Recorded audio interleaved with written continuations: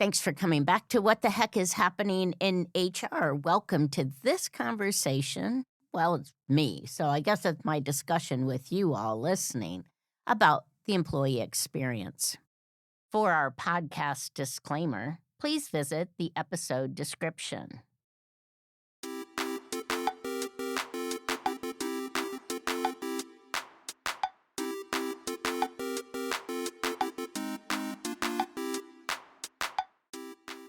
Employee experience is something that we're going to dive into a little bit today here on What the Heck is Happening in HR.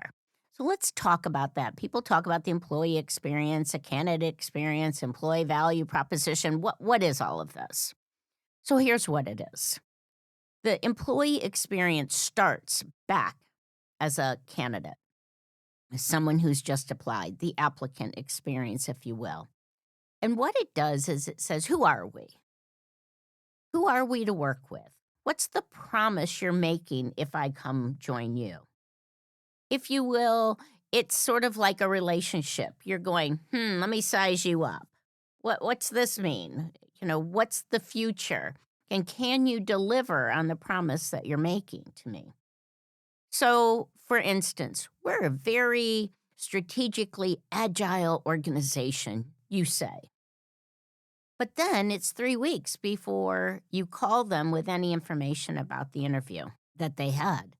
So they're concerned saying, wait a minute, you're supposed to be agile, you move quickly, it's speed to market, all of this is on your website, yet it took you 3 weeks to tell me if I did okay with my interview. Is your application easy to complete? Or do you not care? So, can somebody apply through LinkedIn? Or do you require them to send their LinkedIn profile, but then copy and paste it inside your application? These are the sorts of things, technology-wise, we should be just jumping up and down and say, no, let their LinkedIn profile fill our application, and then they can digitally sign it, and we can move it on. And instead, we just settle. So let's not do that. Let's make sure we're helping that candidate, that applicant, get their application in appropriately and quickly. Now, you have the application completed, and they need to be able to have some feedback from that. Whether it's a line that says, we've received it, we're going to move forward with it, and give them the expectation of when they can hear back from you. Now, that might seem very task-oriented, but again, it can be automated. But it lets them know how many times we get phone calls that just say, just want to make sure you got my resume. Just not sure if you got it or not. So you want to be able to give some peace of mind to that candidate. And then the candidate will know from the interview, from the timing, from your packaging of those questions and the follow-up from it. What kind of place are you? Who are the people here? So it's really, really important to be able to have that defined. And if you hear our podcasts around Mary Maloney and branding, you'll realize that really that experience sets up as to what you're going to be sharing as an employee. So we're making this promise as they're a candidate that we're going to be fun. We're going to be a high-performing company. We're going to have integrity. Then you need to deliver on that once they come aboard.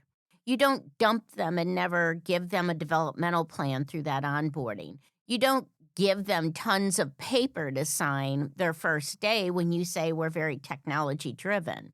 There are things that you need to be able to really focus on and get the whole organization behind to be sure that you're delivering on that promise of the candidate experience.